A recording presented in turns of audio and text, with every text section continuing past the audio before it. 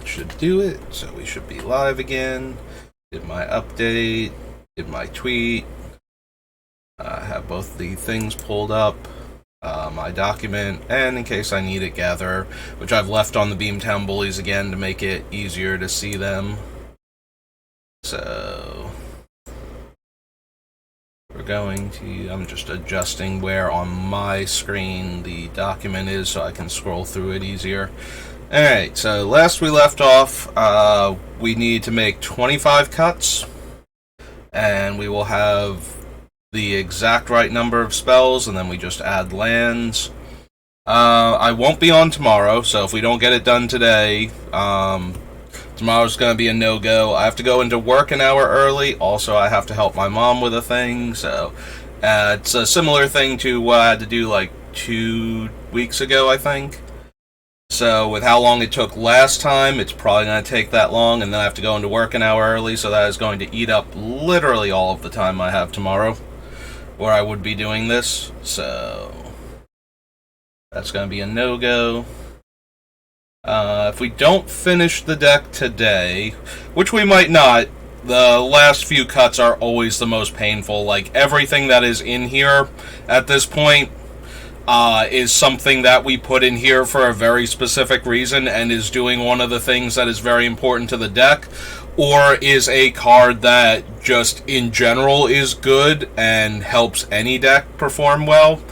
You know, like, Entomb is an important part of the deck to get the combo pieces into the graveyard for the Bullies to kill our opponents with. Phyrexian Arena just lets us draw an extra card every turn, and that lets us get to our important cards faster. So everything we cut from this point is something that is either very strong utility or very much part of the deck.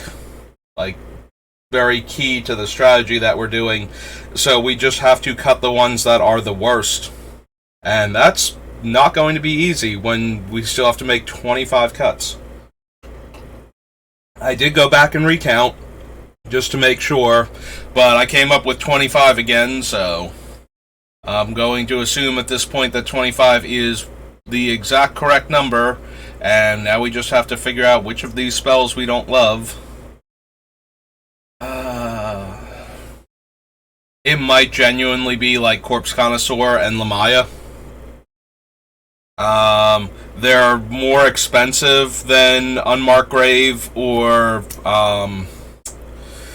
Entomb. So they might be the cards that go. We do have, you know, I am still insisting on putting Survival of the Fittest in this deck, so that one makes up for a lot of ground that losing two other creatures that can do the effect at a higher mana cost would allow us to get away with. Maybe it's Memory Jar. Like, Memory Jar does let us put a bunch of the cards that we want into the graveyard while giving us, you know, the ability to find other things. Memory Jar is so powerful. I feel like I'm really cutting into the power level of the deck by cutting it if I do that. But again, we're getting to the point where we're cutting stuff that we need in order to do the things. So like, something has got to give. We cannot run, 15 land. That's not gonna work. So we absolutely have to make more cuts, and those cuts have to be something. So it has to be like some of the redundant cards, some of the less impressive versions of things.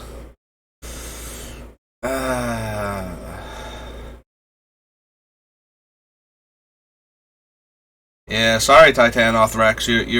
You made it really far. Like, I'm impressed that you are still here, but I got a feeling you are not going to make the final cut. As generically good as you are for this deck, I think we might just have to let Titanothrax go.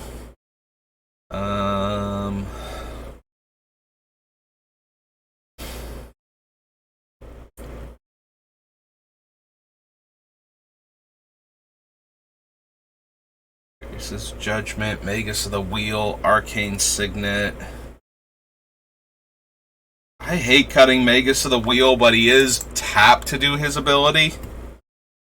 Like, it's 1 red and tap, sacrifice him to Wheel, so he is vulnerable if we don't have Greaves or Boots to give him immediately. And if we give him away to other players, they have to be willing to ditch their hand also. They have to be in the market for him. And decide that it's better for them to do it and let us do it than it is for, you know, stopping us from being able to do it. And we're back into the smaller lists of things.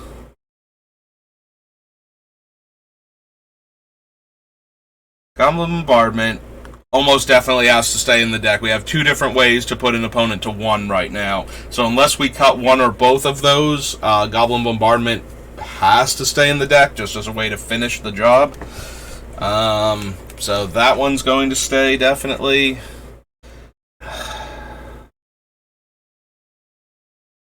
Maybe it's cutting Dockside Chef or Skullport Merchant.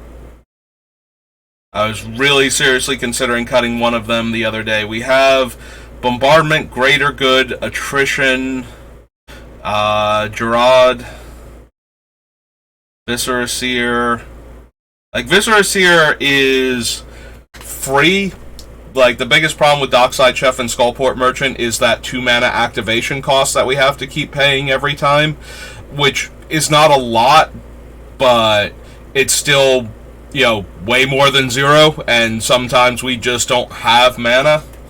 Like, most of these sack outlets are either free, or do a lot more, in the case of, like, Gerard, and, Kazul's Fury, where we're dealing a ton of damage to a player for spending mana on them. It might be Gisa. She's the most expensive out of the sack outlets. She also taps to use her ability. Maybe it is Gisa. Alright, Gisa. Like, drawing cards gets us to our combo pieces faster. Making a bunch of 2/2 zombie tokens is fine. It gives us a board presence and, you know, more sack fodder for our other things. You know, like Goblin Bombardment and whatnot. Like, if we sacrifice 1 big creature to her and get, you know, like 10 2/2s, then we have 10 creatures, that's 10 damage, where before we only had 1. But at the same time, that's also kind of what we have Gerard and Kazul's Fury for. And Kazul's Fury is a land slot, basically, for most of the game, until we get to the point where we don't need lands anymore and we can use it for that. So, like, the Kazul's Fury is a one-shot, but it's also, you know, a land, so it stays in the deck just by virtue of taking up the land slot instead. Similarly, High Market. Also, I have Mirror and the Moaning Well on the list up there, and I never moved it down here. I think I just glossed over it as a land that lets us sack things. Yeah, I think Gisa might have to go as the worst of all of our sack outlets. Similarly, what do we want? Do we want to get rid of the 5-drop creatures that they're in tombs, but they're 5-drops? And I'm starting to think that that might be too much mana for our deck. Like, we would much rather... Like, we get the Bullies online, and then we have to wait until the next turn cycle to cast our 5-drop that puts a card into our graveyard. Now, obviously, if we don't draw the cards that we're leaving in the deck anyway, like Unmarked Grave, Entomb, Survival of the Fittest, before then to set up the graveyard, and we don't draw those cards after the Bullies can come down either, then we just, you know, whatever cards we left in instead of these 2 would have been better, like, we would be better off with them to actually do one of our cool combos with the Beamtown Bullies than not doing that, but we gotta make room, and if we're not cutting them, we're cutting other things. There's so much that we need to cut. 25 is, when we're down to this few cards, 25 is just brutal. What are we going to cut? Soul Gorger, World Gorger, Leveler. Pretty much kill the opponent outright. Master can kill the opponent outright. Inverter is very close. And then we've got a bunch of utility in the other ones. If we cut Grime Gorger, I almost want to add in Scavenging Ooze still. Because we only have 2 Graveyard Hate cards, and only one of them is reusable with what we have to work with. So it is literally Grave Robber or nothing. Grime Gorger does need to connect, though, and it can't, like, if the problem are the creatures in the opponent's deck, like, if that's the problem, is the number of creatures in the opponent's deck that they can use as a resource, Grime Gorger can only eat one of those at a time if it's getting through. Because it removes 1 card of each type from that particular player's graveyard. So, if the one player is recurring creatures and another one is recurring artifacts, whichever one Grime Gorger hits, it's probably only hitting 1 relevant card out of all of the cards in the particular player's graveyard. Like, it's very rare that it matters that we eat a creature, a sorcery, an instant, a planeswalker. Like, it's usually like the deck is going to be very focused on one of those cards, like one of the card types. Like, for example, our deck is all in on the creature type. If those creatures leave the graveyard, it dramatically lowers our win percentage. But if you can only eat 1 creature per turn cycle, then yes, you can get rid of Leveler. But if you get rid of Leveler and I'm still left with, you know, Inverter of Truth or Eater of Days or something, you still will lose that game. Just because you got rid of the one that insta-kills you doesn't mean that the other ones won't wreck you still. So in that regard, Grime Gorger is kind of on the low end of the power level for what we're doing with this deck. It originally made it onto the list because we can give it away and it can't eat from our graveyard, and it is a graveyard hate card that we can give away like that. I think ultimately, though, it's kind of, underpowered. And we need to make room.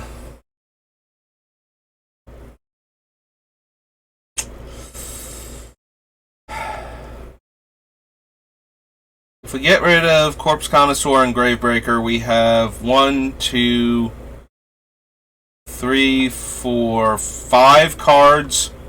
So 1 in every 20 cards, roughly, is a card that just directly puts one of our combo pieces into the graveyard. I don't know that that's good enough. The Doom Whisperer can mill us. Like, we can look at our... So the other way that we get cards into the graveyard is by discarding them. So we need cards that let us cycle through the deck quickly.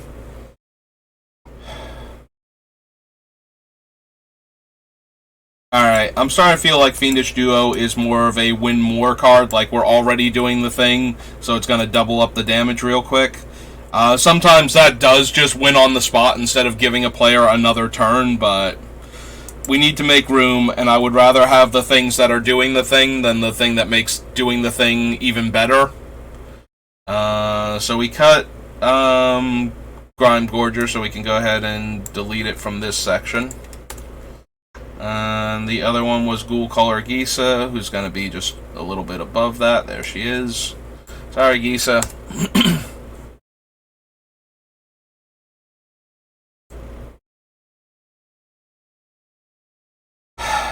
Okay, so 1, 2, 3 cards out of the 25 we need to cut.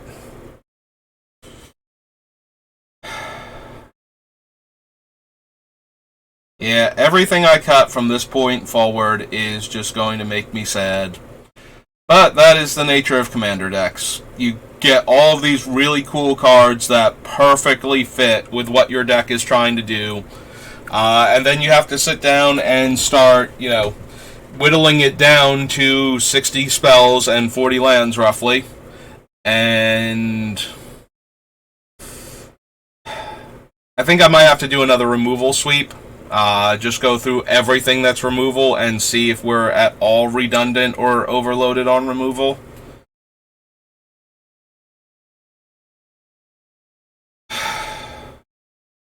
We're going to wind up cutting Titanoth Rex. I should just take him out now. Alright, we're going to do the removal cut first, and then we're probably just going to cut Titanoth Rex because I just do not have room for him. Alright, so 85 down to 82.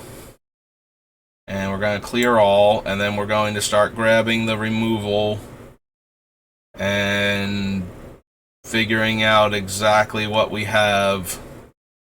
This time we're going for all the removal. So attrition, sack outlet, but also removal. Pernicious Deed. Yeah, before we went for artifact and enchantment removal specifically, or, like catch-all removal, basically, and I didn't stop to look at what our creature removal, like specifically creatures and to a lesser degree planeswalkers were. Like, I didn't have Hero's Downfall on the list too, so I think we need to look at all of the removal now. Room for like 22 more things, it looks like, because now I'm paying attention to that bottom right hand corner thing and what it's saying. We just did O-Stone, Lightning Greaves, Leveler, no. Grave Robber, top.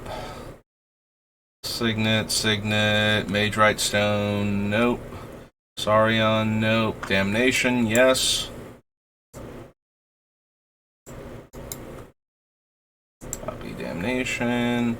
Shriekmaw, yes. Mirror Shriekmaw. Woodfall Primus, yes. Violent Ultimatum. I always want Violent Ultimatum to destroy 4 permanents. Like, the only 3 perms is a joke. Specifically that I'm mocking myself for. I always want this card to destroy 4 permanents. Like, there's a part of my brain that, like, I know it's 3 and I still try and target 4. Because I feel like it should be able to destroy 4 with that mana cost when I look at Cruel Ultimatum. And nope, it is most definitely only 3. Maelstrom Pulse. Oracle. I don't want to cut Oracle, but every time I go past it, it's just like, it might actually make the list. He is in for removal. Like, Balefire Dragon is in to give away and hope that functions as removal. Massacre Worm, though, we can cast and is in here to be removal. So I'm going to include Massacre Worm in this pile, even though I'm not including the Balefire Dragon, who can be removal. Like, we can physically cast him and attack with him. That is not impossible, or so unlikely as to be irrelevant, but it is not his primary purpose for being in here. Although his primary purpose for being in here is for us to give him away and have the other players do that for us, so maybe he still counts, but... Casualties of War, one of my absolute favorites. There's Barrier Breach again. 14 out of 24, 10 more cards. None of these are meant to be removal spells. There's Mortality Spear. Celestis, Skullport Merchant. Boseiju, technically, yes. It destroys well, it doesn't destroy non-creatures. I always wanted to destroy non-creatures, but it is artifacts, enchantments, and non-basic lands. But it's still a naturalized slash, single activate Dust Bowl. So, Viscera Seer, Fauna Shaman, Swiftfoot Boots, Stockpile, Key... Timeless Witness, Seal, Thief of Blood. Thief of Blood is in here to kill Planeswalkers partially. Also here to deal with decks that really pile on the counters quickly to reset them. Green Slime. That being said, it is similarly in the deck to just be a big dumb thing a lot of the time. Alright, so this is our removal package again. We're going to take a fresh look at it after I get some order. Alright, so Green Slime, check. And delete. Oseju. And delete. Mortality Spear. Barrier Breach. Oops. Okay, fine. Delete Barrier Breach, delete Casualties. Go down one. Bedevil. Assassin's Trophy. Hero's Downfall.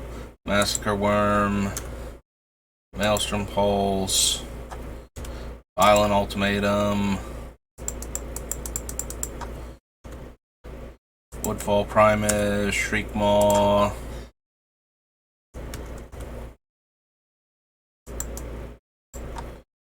Damnation. O-Stone. Oops. Deed. Something below Deed, and it's not letting me scroll down. Okay, there's Attrition. Okay, and clear all. Alright, so what are our actual... Oh, I don't have, what's its name, do I? So I missed at least one card. Okay. Demonic Tutor, Soul Ring, Wheel of Fortune, Despotic Scepter, Vamp Tutor, Buried Alive, Bombardment, Survival, Greater Good, Memory Jar, there's Attrition, Pernicious Deed, Entomb, Soul Gorger, World Gorger, Seaborn Muse. There we go, Decree of Pain. Just, you know, chilling here, being removal and not getting on the list. Thanks, Decree of Pain. O-Stone. You miss anything else? Grave Robber, Top, Signet, Bombshell, Stone, Saurion. We had Damnation, we have Shriekmaw, we have Woodfall, Violent Ultimatum, Maelstrom Pulse. Those are all the fetches. Thought Gorger, Darksteel, Into the Core, Massacre Worm, Balefire, Wolf Run, Reforge. Master. We have Hero's Downfall. Inverter. Key to the City. Cycling Duels. Dire Fleet. I wish they would print the enemy color Cycling Duels. I very greatly appreciate that they bothered to print the other half of the Triumph cycle so soon. But I really wish we would get the other ones. Trophy and Bedevil we should have. Casualties of War. Barrier Breach. None of those are actually for removal purposes. Mortality Spear. Merchant, Celestis. Boseiju, Dockside. But yeah, I really wish we could get the other cycling, the enemy color cycle lands. Fauna Shaman, Swiftfoot Boot, Stockpile.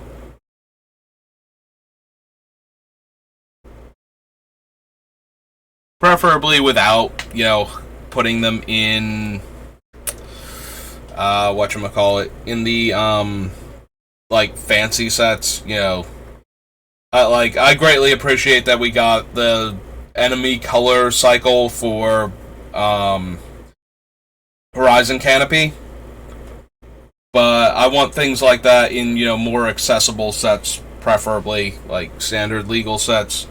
I think the Horizon Canopy lands, though, were difficult to print in standard, if not, you know, unpleasant to do so. So keeping them out of a standard legal set is probably a good idea. But I definitely want... I wish we would always just get the lands, like the full cycle of lands, when they do anything like that. I really hate having, like, good lands for certain decks and not being able to run those lands, or having the rest of the lands because they didn't do the enemy or they didn't do the ally color cycle out of them. You know, like, super frustrating for commander purposes. Like, Wizards is a little leery of giving out, like, perfect mana in any format. Like, they don't want the cards to be in standard for the full time together, because that's how you wind up with the 5-color control from, like, Lorwyn Shadowmoor, is if you make the mana bases too good, players will just, you know, accept that their lands come into play tapped and they get to play the most powerful spells in the set, rather than, you know, build a deck that requires, you know, a mana base that's not coming into play tap constantly and can go faster than normal. So yeah, like, that was the big thing about 5-color control, is that it was so good when it was working that it was worth being a turn slower than the opponent, even on the draw a lot of the time. And hang on. Organize my thoughts, because I'm just putting in prepositions now, and they're not creating full sentences. Also, I just now noticed, I knew it was spelled, like, it was underlined, because Windgrace is not something that Word is going to recognize, but realizing that the D was missing as I'm trying to focus bothered me, and is distracting me from focusing. Wizards doesn't want you to be able to have insanely good mana and just have every deck be the same and just be the best spells regardless of color. That's the most homogenized a format can get, short of one deck being very clearly the best deck in the format by a wide margin, where it doesn't matter anymore what the other colors are doing, or even that they exist. It's all about what this one deck is capable of doing. So to avoid standard devolving into everybody is running the exact same deck, one of the things that they have to be careful of is incredibly consistent mana bases that allow you to run multiple colors. Because once you can run 4 and 5 colors very comfortably, it becomes very correct to do so for power level concerns a lot of the time. Like, the aggro deck has to be very good in order to compensate for that insane mana base, and that still falls into a similar problem of the one deck is so good that it's the only thing anybody can reasonably play, because then the only other thing that you can run is if there is a meta killer that can fight against the main deck, but has to be garbage against anything else that randomly shows up in the format. That deck will be the other thing that people can play. You know, I'm thinking Urnum-Geddon versus when Necropotence was the primary thing in Standard. Like, you played that deck because it could kill Necro, and so that you didn't have to play Necro. But yeah, that deck was very, like, hard versus Necro and very soft to anything else that showed up. But the odds of other things showing up are kind of like, what are you even doing? How do you beat Necro? Why are you here just to make me lose a round? And, you know, beat me and enjoy losing for the rest of the day, because now you're in the winner's bracket against, you know, like 10 million Necro decks. So yeah, that is the reason why sometimes we don't get the other half of the land cycle right away, but I wish they wouldn't put it off for more than, like, the space of a block cycle or something. You know, like the space of a rotation, basically. I would really, really like to always be able to get the other half of the mana base at some point in time before the set that originally showed it is in danger of rotating. Like, I think like a year at most is the longest time it should go between when we get half of the cycle versus when we get the other half of the cycle. But yeah, that is why we don't always get the other half of the cycle soon enough. And I kind of wish we just got the other half of the cycle, because it's super important for like doing things like Commander.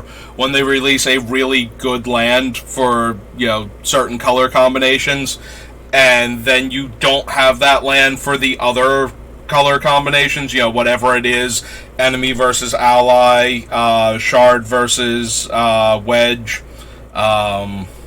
anything like that, it gets a bit frustrating that you don't have access to the other color combinations when you're building your deck. Like, especially if you're one of those people that's just like, well, I just want to run the full set of them that match my colors, but the full set of them doesn't exist yet, and that can get really annoying. But also, I like the consistency of the mana base. If I'm putting the one land from the cycle in here, I want the other two, or, you know, if I'm putting both of them in, like, we have the two cycling lands from a Monkhat, like the ally color ones, and I just wish we had the enemy color one. Like, for this deck, I really wish we had the black-green one to go along with the red-green and the black-red. And it's kind of frustrating to me that we don't, and I would much rather have that than, say, you know, like, I'm making up for it with the Peat Bog or Peatland, whatever it is, the one from Modern Horizons. But yeah, I would also like to have the rest of the Horizon Canopy lands, like access to them in certain decks. But this deck, I would rather have the cycling land over the Peatland, but we don't have that option, so it's just, you know, on the list now to make up for the fact that we don't have the cycling land. But yeah, I would rather have the cycling lands than the pain lands for this deck. Other decks, I would like to have both of them. I have a bunch of decks that can play lands from the graveyard. You know, just that use the graveyard as a resource, because that's a common well for me to go back to. So, having all of the lands that you can put in the graveyard for value in the deck so I can keep reusing them, very, very helpful, and something I would like to have the rest of both cycles in order to put in the deck, so that I can run all of them. But yeah, enough ranting about cards that don't exist, because I only have like another 45 minutes, maybe. So let's get back to this then. So Decree of Pain is somewhere around, yeah, in between Deed and O-Stone. Alright, so what is our removal package? Oops, we did not break them off, so this is removal. Alright, so enchantment and artifact disruption, destruction. Tried to portmanteau those words by accident. Green Slime works with our commander and still does the thing. Notable, though, that it cannot destroy anything that just has a continuous negative effect on the board.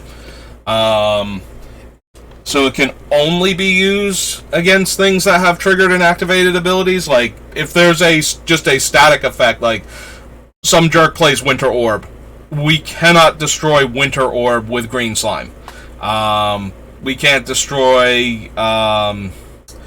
I'm trying to think of other ones right now, but yeah, like an effect like that. Blood Moon. There's no trigger or activated ability on a Blood Moon. All of our lands are now mountains, and our Green Slime does nothing even if we have a forest. So that is the downside to Green Slime. The upside to Green Slime is that we can reuse it by giving it away and killing things. And like I said, we can give it to the player whose thing it is. It doesn't say a source you don't control. So if we force it into play in response to it, they have to choose their own ability on the stack and kill that with Green Slime. So we have that going on for it. So it's probably going to stay in the deck. Let's see. Mortality Spear is an instant. It's probably going to cost us 4 mana. We have very, very little life gain in this deck. And not a lot of life gain we can trigger consistently on the opponent's turn in order to get the discount in time for it to be relevant. So, yeah. Mortality Spear is probably going to be 4 mana. That doesn't necessarily make it bad or anything. Destroying a non-land permanent is still fine. Like, I would still run Utter End in a lot of white-black decks for the same reason. So, we're not losing anything significant on Mortality Spear by having it stuck at 4 mana for the most part. I'm just saying we are never casting it for 2 mana. Unlike, say, Assassin's Trophy. Bedevil, Hero's Downfall, Violent Ultimatum. I'm wondering if Maelstrom Pulse as sorcery speed removal.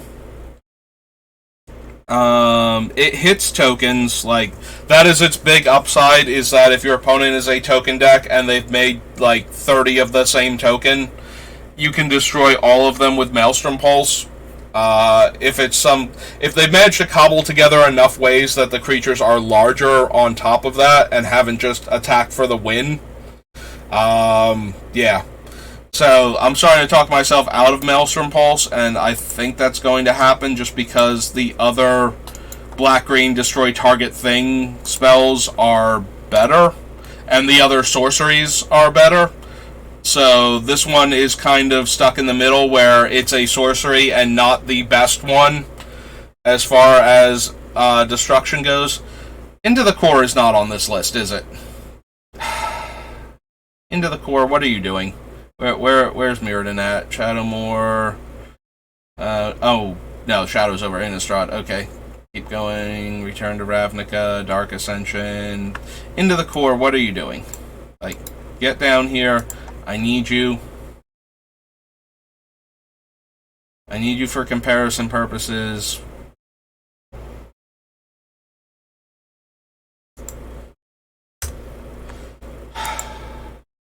Went through the list twice. I do not appreciate you hiding on me. So let's see. Green Slime can get rid of artifacts. Boseiju can get rid of artifacts. Mortality Spear. Bedevil, Assassin's Trophy, Into the Core, Violent Ultimatum, Woodfall Primus, O-Stone, Pernicious Deed. Alright, so that is a lot of artifact removal that we have access to. For enchantments, we have Deed, O-Stone, Primus, Violent Ultimatum, Trophy, Casualties, Barrier Breach, Mortality Spear, Boseiju, and Green Slime. So we have pretty much the same number. It's like Into the Core and Barrier Breach are like the only ones that can only target artifacts and enchantments respectively. For creature removal, we have the Spear, Casualties, Bedevil, Trophy, Downfall, Worm, kind of, Ultimatum, Shriekmaw, Damnation, O-Stone, Decree, Deed, and Attrition.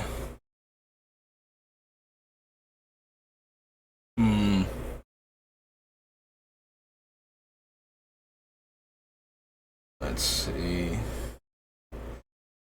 For Planeswalkers, we have the Spear still, Casualties, Bedevil, Trophy, Downfall, Ultimatum, Woodfall Primus, O-Stone.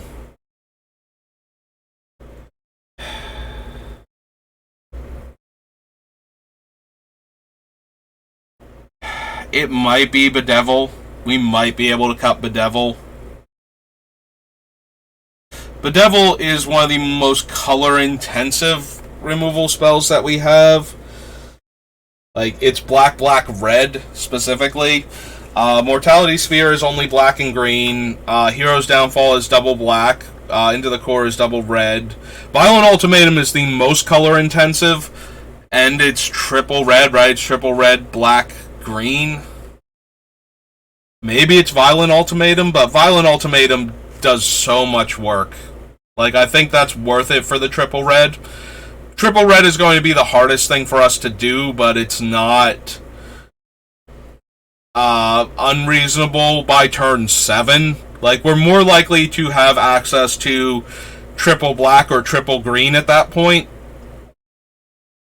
But with the dual lands, like, okay, if you're cutting the dual lands and you're not replacing them with enough, comes into play tapped multi-lands of some kind, if you're not replacing them with Haunted Ridge and Game Trail and whatnot, then you're going to need to cut this one, and you won't have as many ways to guarantee your lands without the fetchers being able to get them. So Violent Ultimatum may be a correct cut if the mana base is going to get shakier.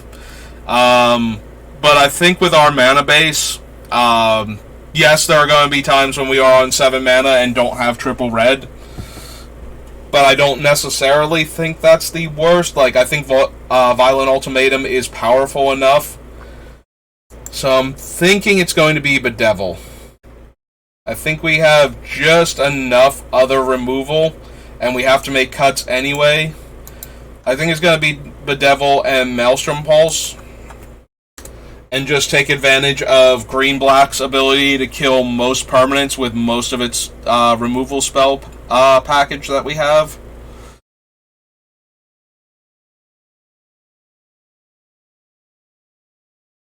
Yeah, okay. Alright, so we're going to cut those 2, and that hurt a lot. And that brings us down to 80. So that's 20 cards left that we still have to get rid of.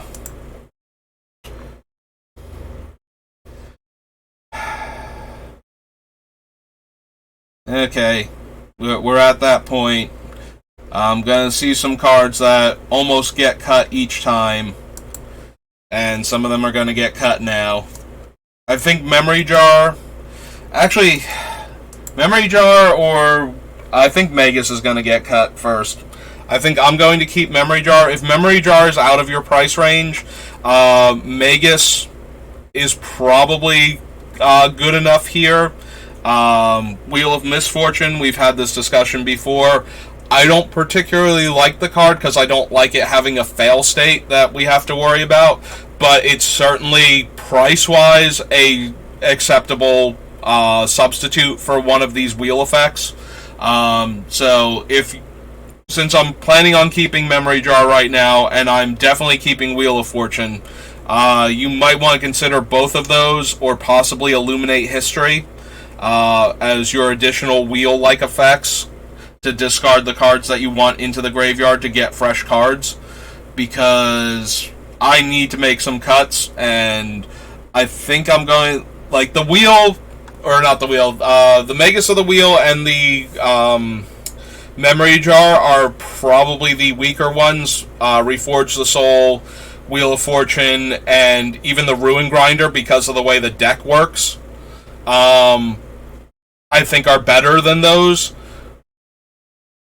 But we need to make cuts and we need to make room, so I think it's going to be Magus of the Wheel is going to go. So consider Magus of the Wheel as one of your replacement options for one of these much more expensive cards, if you don't have access to them. But I think they're going to have to go.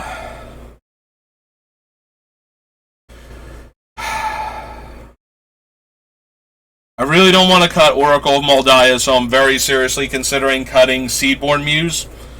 And possibly, did we cut 1,000-Year Elixir already? Let me just check that real quick, because we're close to... Excuse me. Lure Wind Block. Okay, we did cut 1,000-Year Elixir. We might be cutting Magerite Stone too then, and just leaving Patriarch's Seal as the primary way to get a second activation. But this is the problem I run into. Seedborn Muse just being in play lets us activate the Beamtown Bullies on every player's turn until Seedborn Muse dies, which, granted, will probably be soon after she comes down. We can only protect so much of our creatures, and we only have a tiny number of ways to do that. So she's in real danger of eating a removal spell.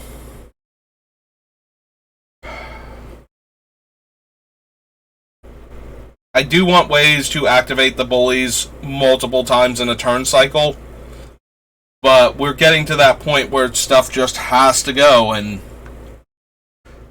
each time we pass through it, there's less and less that we can afford to cut, so something else has to give.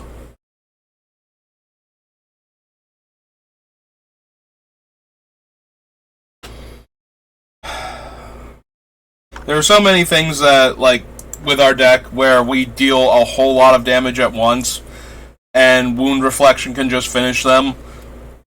Like, Soul Gorger Org. Like, let's say we play Soul Gorger Org, we force it on somebody while we have Wound Reflection play. Even if they can kill it, they still go to 1 and stay there, because Wound Reflection will reduce them back down to 1 at the end of the turn. They will lose life equal to the amount of life that they lost during the turn. So, Wound Reflection still kills them when combined with Soul Gorger Org. Also kills them in conjunction with the Master of Cruelty. And both of those are almost definitely staying in the deck. Like, I can't imagine cutting either of them. I'm more likely to cut one of the other cards from our terrible things to give to the opponent to force on them to give us the win.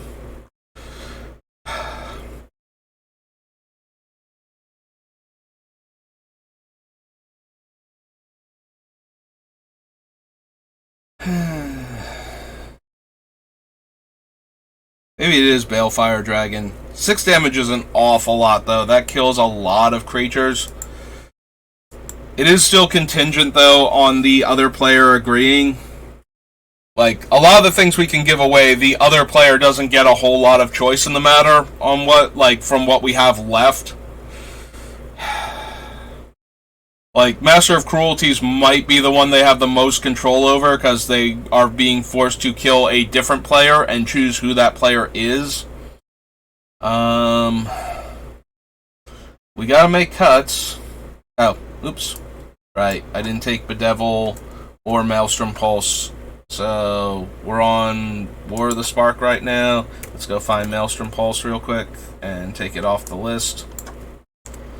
Forgot to do that part, and go back down to War. Yep.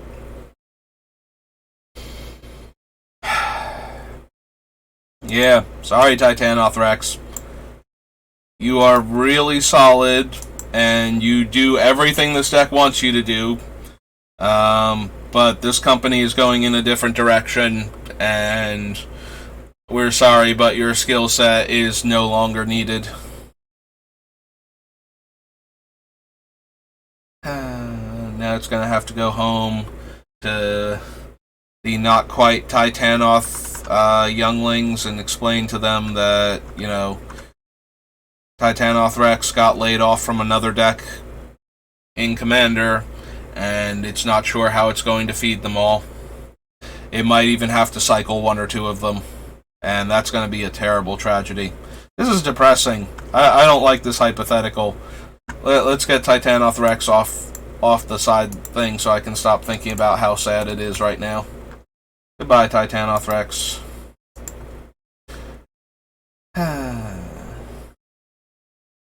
We scroll down here and we find it on this list.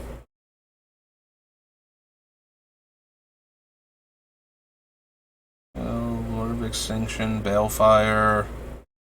Yep.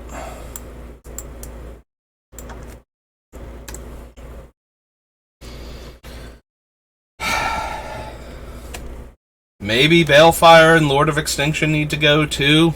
Like, we give them away, we force the opponent to attack with them. The Balefire works really well when we can agree what needs to die, so maybe the Balefire is better in the political-minded version of the deck. I didn't even count it as removal because we can't guarantee where it's going to go, and we're not going to cast it as often. And we need cuts. Like, all of the things that we can give away right now are so much better. But we are running low on things to give away. We currently have 1, 2, 3, 4, 5, 6, 7, 8, 9, 10, 11, 12, 13 to give away. And out of those 13, let's see. Yeah. A few, there are several of them that don't win us the game. Some of them have, really good utility. It doesn't matter who we give Thief of Blood to, it kills all of the Planeswalkers in play, gets all of the counters off the creatures, and attacks one of our opponents for a lot of damage. We get the two things that we actually need it for, killing all the Planeswalkers and resetting all the counters on the other creatures. So in that regard, we're doing okay. But then after that, the Thief of Blood also might get in for damage. It doesn't matter which one of our opponents the other one that we give it to attacks. It just matters that we got the utility out of the ability for Thief of Blood. The attacking is just a bonus, whereas Balefire Dragon, whoever we give it to, it matters who they attack a lot more. Similar to the Grime Gorger before, we need creatures that either we can get the opponent to do what we want them to with it, or that just do the thing regardless of what the opponent we're giving it to wants to do. And we gotta make room, so just keep saying we gotta make room. That is as much for me as it is for people watching. This is the hardest part, I think, of building any commander deck, is when you get this close. Because now every single card that we are taking out is something that I really wanted to have still in the deck. Every single one of these cards is really good for what we are doing. And by cutting them, we're just taking out, really cool, fun, interesting options for this build of the deck. If you like any of these cards more than the ones I'm keeping in, run those ones instead.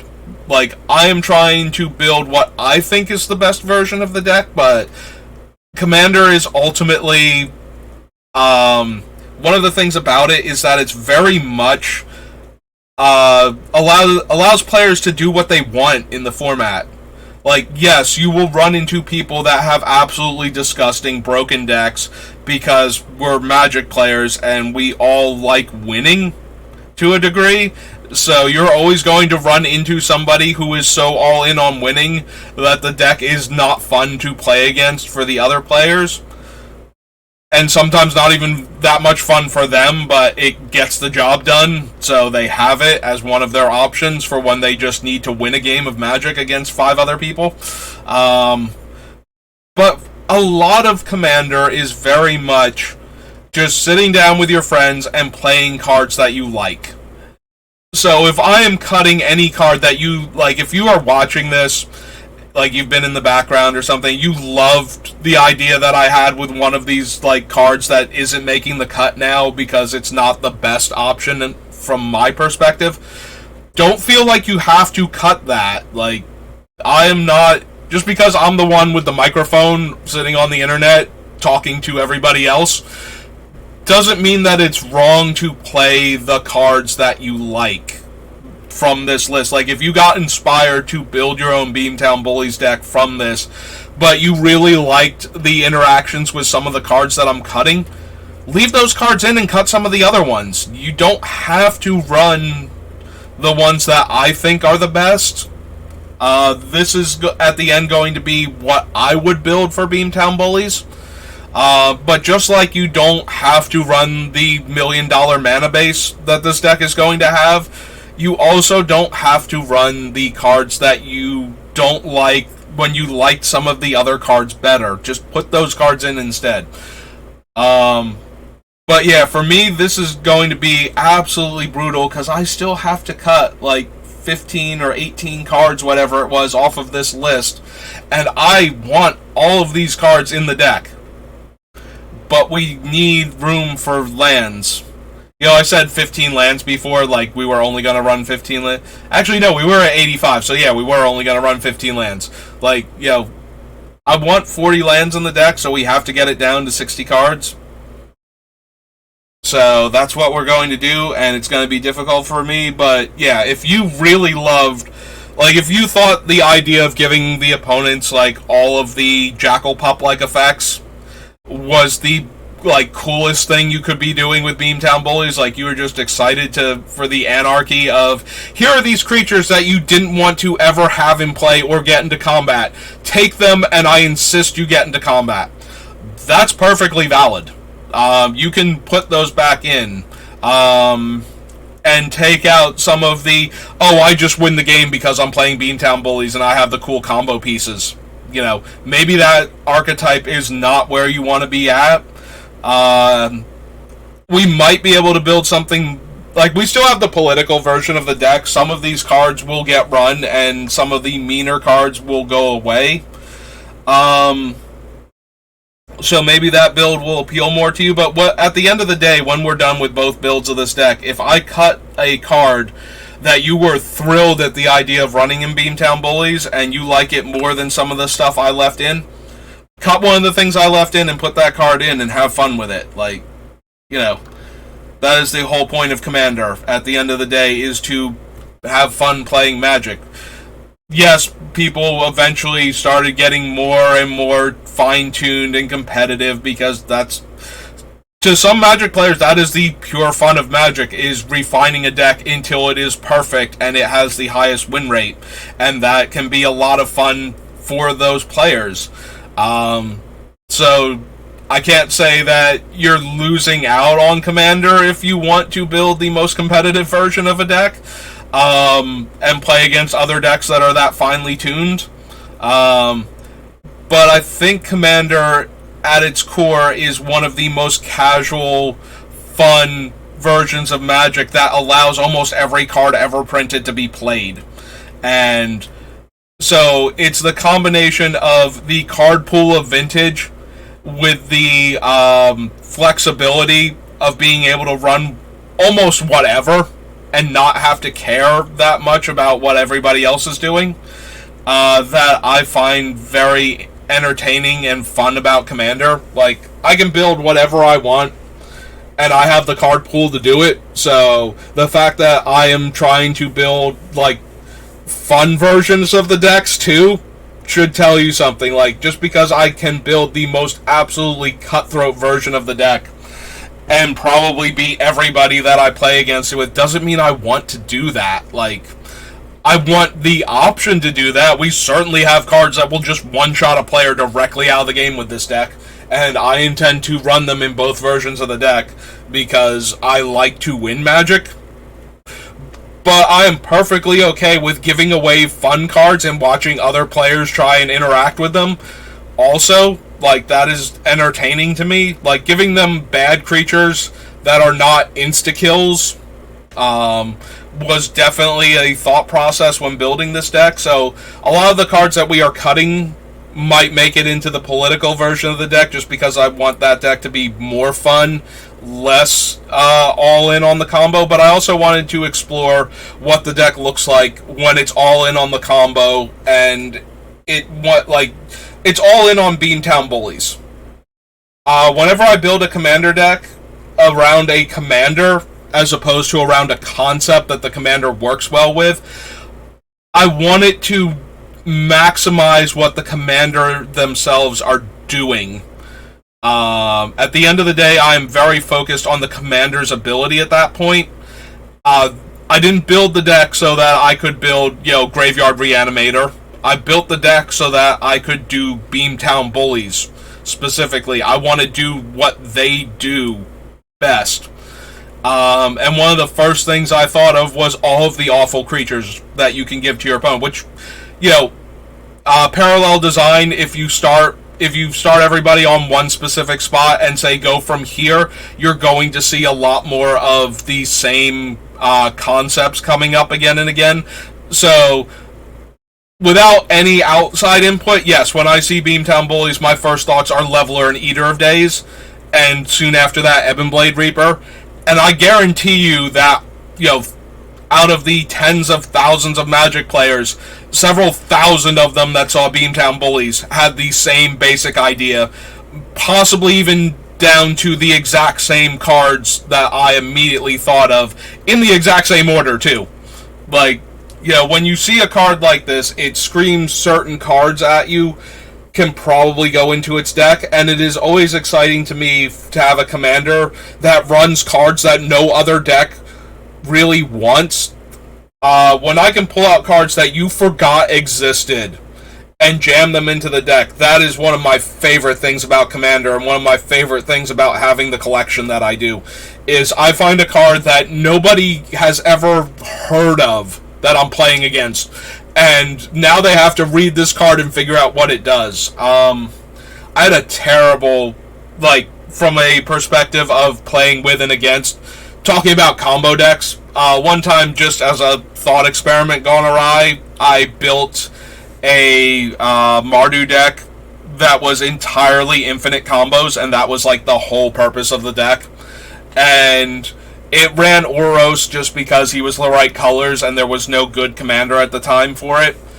And it was a miserable deck after we got past the initial thrill of, oh hey, I put together 2 or 3 cards and just won the game. Oh hey, I put together 2 or 3 cards and just won the game.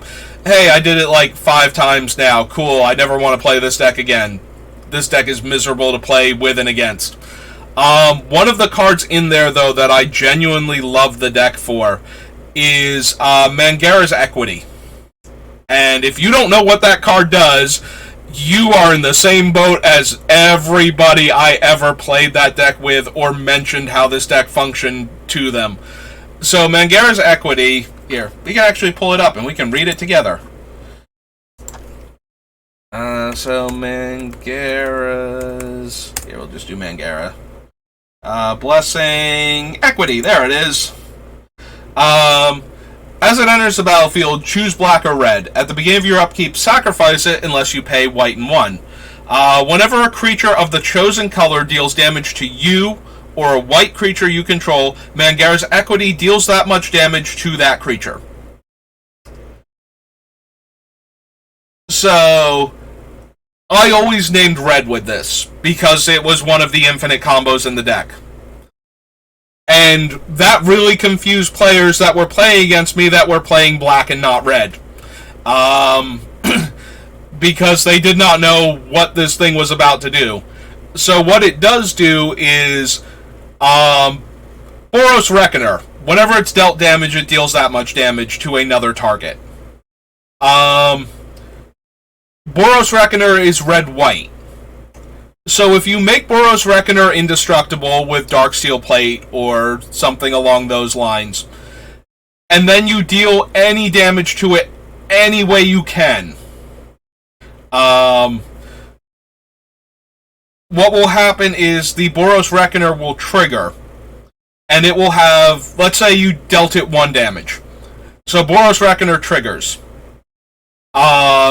If you target itself with the 1 damage, this will cause it to trigger again, but it will also trigger Mangara's Equity. And cause Mangara's Equity to also deal 1 damage to it. So now you have 2 separate instances of 1 damage dealt to Boros Reckoner, which means you have 2 separate triggers to deal damage with. Deal 1 point of damage to whatever you're trying to kill right now, opponents, their creatures, whatever, and 1 damage to the Reckoner again with its own ability. So now it's a red source that has dealt damage to a white permanent you control, which triggers the Equity again, and we've triggered the Boros Reckoner again, and now you've done infinite damage. Nobody knows what this card does. Nobody has ever heard of this card before besides me and, obviously there are a whole lot of other Magic players out there. If you can find 100 of them that knew off the top of their head what Mangara's Equity did, I would be genuinely shocked. Like, Mangara's Equity is one of the most obscure cards possible. Like, this is a random uncommon from Mirage that never saw any tournament play. So you have to go back forever and a day to find somebody who would have been playing when they could get this card. Limited was barely a thing back then. So the odds of them playing with it in like a limited capacity where they would have, actually cared that the card existed, next to none.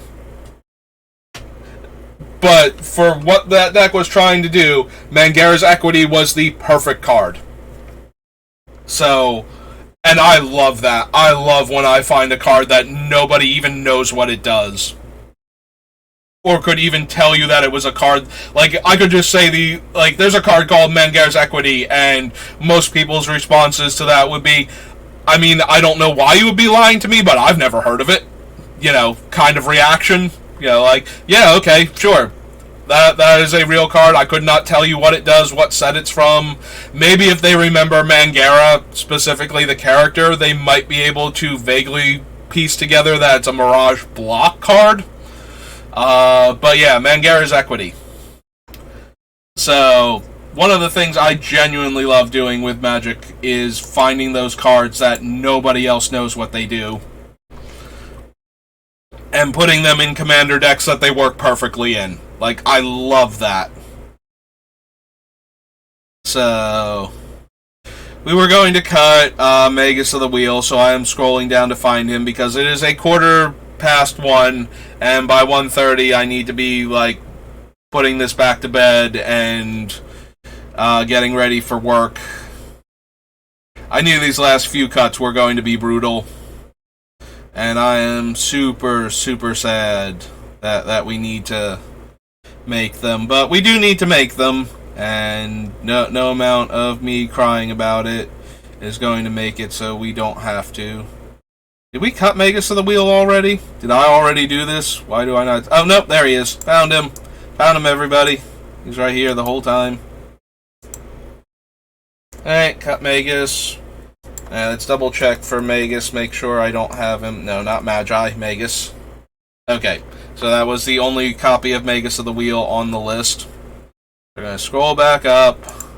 We're going to go to 77, and we're going to cut him, and I'm going to be sad about that. Sorry, Magus of the Wheel.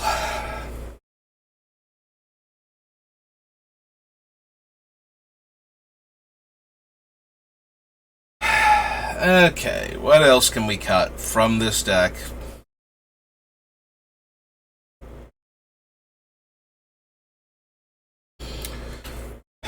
Patriarch Seal is one of our mana rocks. Magerite Stone is not one of our mana rocks, so we're just going to go ahead and cut that off the list. We're going to leave the Patriarch Seal and the Seaborn Muse for the time being. And we're going to try and get them to the end of the deck. No promises with how this is going.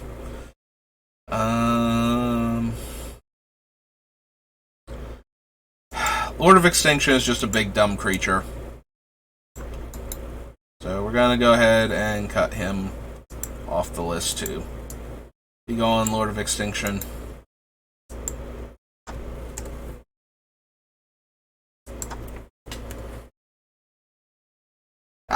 Yep, there he is. Get rid of that version of him also. Yeah, end of the day, he's just not pulling his weight. 15 cards. 15 more cuts to go.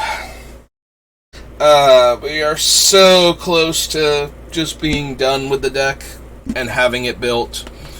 And by that I mean we still have to go through the lands and make sure I'm not, missing any of the things.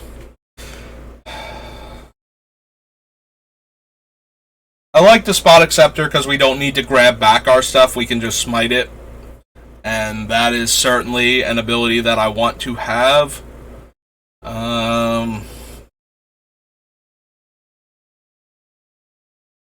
Yeah, I definitely want to be able to put the cards back in the graveyard so we can give them back out again. I think that's too strong not to do that, so But a lot of things are too strong not to do, and we still have to not do some of them.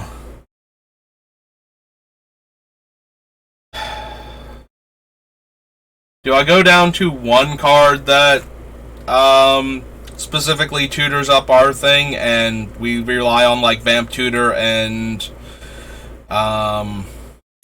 what's its name? Demonic and whatnot as our other tutors to get the homeward path into play? Like, can we just cut treasure map and just run Sylvan Scrying? I guess we can. Like it's one of 3 ways to get rid of our creatures that we give away, so maybe we can cut that. So we cut Expedition Map.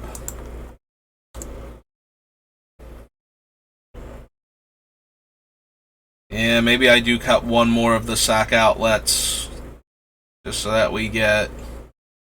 Let's go all the way back down to the bottom and look at the sack outlets again. What do we have? These are the giveaways. These are the entombs.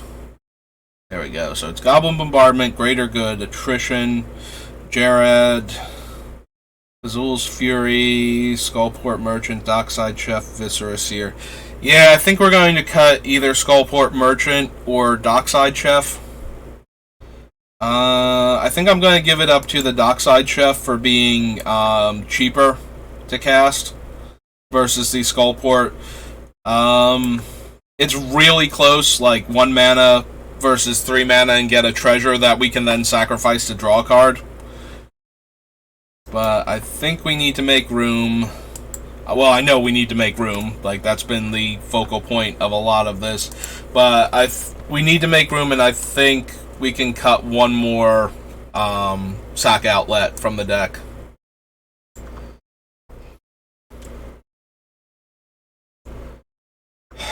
Alright. We have the Key to the City and the Rogue's Passage to get creatures through. I think it's time to also cut Manifold Key. The only thing with Manifold Key is it also lets us untap the Patriarch's seal. So it also, in addition to letting us make a creature unblockable, it's also another way when we have other things going on to get more activations out of the Beamtown Bullies. But it's either that or Key to the City, and Key to the City lets us loot and lets us make creatures unblockable when they're attacking other players. So we gotta make cuts. Sorry, Manifold Key. Much like all of the other cards on this list, you are very good at what you do, and there's not a whole lot of redundancy in these cards, but we need room, so... Alright, so that's 3 more cuts. So, 72. 12 more cards still gotta come off of this list before we're done.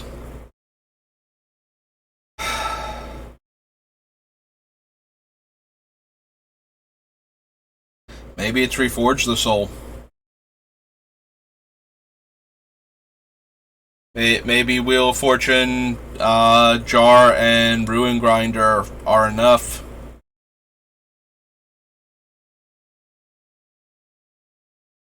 Like, we only have so much room. We need to make more cuts. I don't want to go down too low on some of the utility, and I don't want to go down too low on the things that we're giving out with the Bullies. So it might just have to be that we have to cut another one of the most redundant pieces of our, you know, what we can do. Like, we have a bunch of cards that let us discard and draw cards, and we have a bunch of cards that... Because we also still have the, maybe it's Necromancer Stockpile now. Maybe that one. Because we've cut a lot of creatures. We're really starting to run low on the creatures we want to put in the graveyard.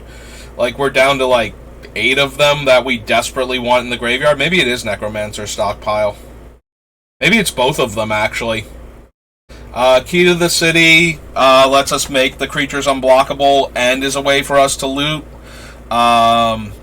Celestis is one of our mana rocks that lets us loot. Like, maybe we don't need all of the discard then. Maybe we can free up space by getting rid of those 2 cards. Alright. Again, card... I really love Necromancer's Stockpile. That was like my favorite card in the M set that it's from to draft, because then all of your creatures have cycling while that's in play, and if you have zombies, not only do they cycle, they still make 2/2s, and that's amazing. Like, that's so much card advantage. If every single creature you draw becomes a 2/2 and you get to draw a card instead of having its base stats. Like, especially if the creatures are not much better than a 2/2 to begin with. But yeah. Unfortunate, but we need room. That's gonna be the mantra. Similar to, well, that card's not good for us, or we don't want to cast our cards from exile, or we don't want our cards being put into play. We need cuts now. That's where we're at. So, down to 70. Keep those 2 cards in mind, especially your Reforge the Soul if you need room for Wheel of Fortune, because now we just have a almost straight up Wheel of Fortune. That's slightly awkward because sometimes it's 6 mana. Most of the time it's 6 mana, but sometimes it's only 3. So yeah, that's where we're at right now. It's okay, we only need 10 more cuts still. Only 10 more cards need to go away forever and make room, and then we'll be done. It is like 5 minutes to where I was going to stop at anyway, and I'm going to wrap up now, so... Alright, let's save for now. We only have 10 cuts left to make, and those 10 cuts might take longer than all of the other cuts put together at this rate, because this one hurts a lot now. We are at that point where I don't even know what we can afford to cut now. There's so many cards I don't want to lose, but this is the deck now. This is all of the cards in the deck, and we need to just get 10 more of them out of there, and we're good. I'm gonna lose Oracle Moldiah, aren't I?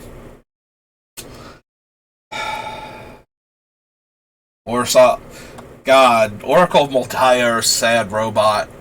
Oh, I don't want to lose either of them. I love them both. Those things make it into almost every deck I build. Sad Robot makes it into almost every deck. Oracle makes it into almost every green deck, obviously, but you know what I mean. Like, I don't want to cut the Signets. Like, that's 3 cuts. But then we go very low on artifact mana sources. Like, I feel like if I cut the 3 Signets, I need to put back in, like, Coalition Relic or something. Or, like, maybe not Felwar Stone, but maybe, like, something of that caliber. Just to, like, fill out the mana of the deck. We could theoretically cut the 3 Signets and put in 1 or 2 other artifact mana sources instead, just to give us, like, ramp still, but that way it frees up 1 more space type of thing.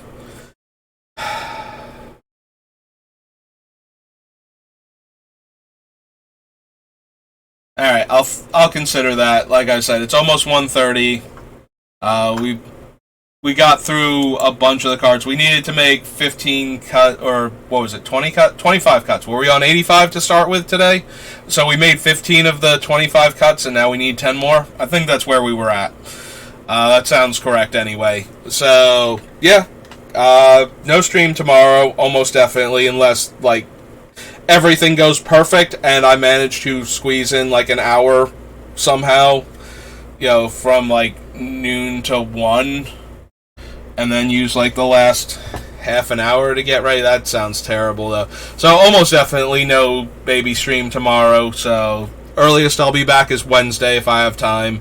Then I'll be off on Thursday, and we are going to finish this build, and we are probably going to like bull rush through most, if not all, of the political build for the deck, depending on how much time I spend agonizing over the card choices at the end of that one. But yeah, nope. 10 more cuts, and then we can figure out the mana base, and then we're all done, and we can start working on the other build for the deck, and then we'll be all done with the Beamtown Bullies, and I will be very excited to have both builds done.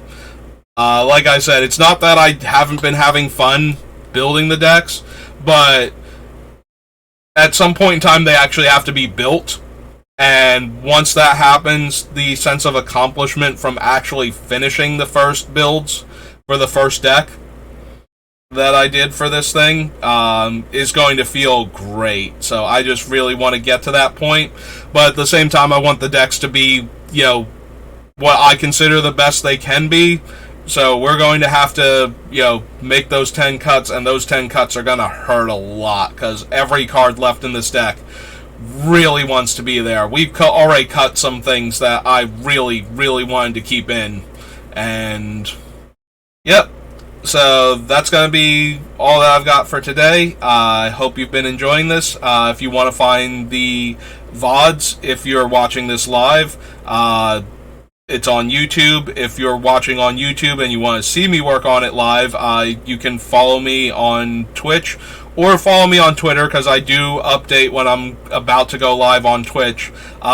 Everything is SBR_BLD. I've been Saber, and thanks for watching.